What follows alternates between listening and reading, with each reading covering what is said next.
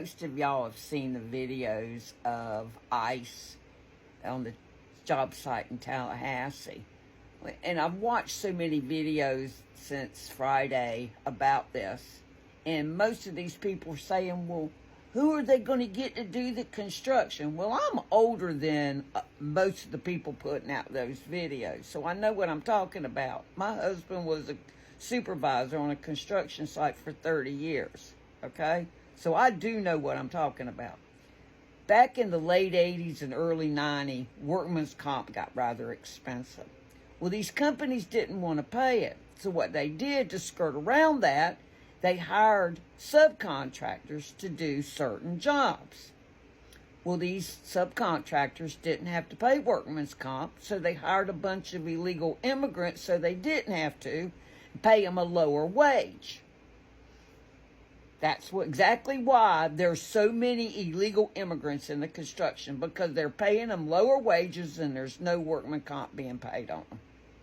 Do you know how many Americans would jump at the chance to get a good construction job?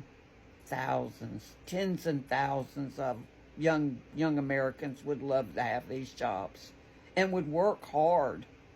So don't tell me we can't fill these jobs, because we can. We filled them before, and we can fill them now. Sure, some of them might have to be trained, but everybody can be trained. Seriously. Back in the early 80s, I worked on a construction crew for a friend of mine, and he called me his gopher. I would go for anything. I would go to the lumber store. I would go to the hardware store. I would go get lunch. I did everything. I helped unload the trucks. I worked. But I was also 18, 19 years old when I was doing this. I'm not 64 like I am now. But I know what I'm talking about.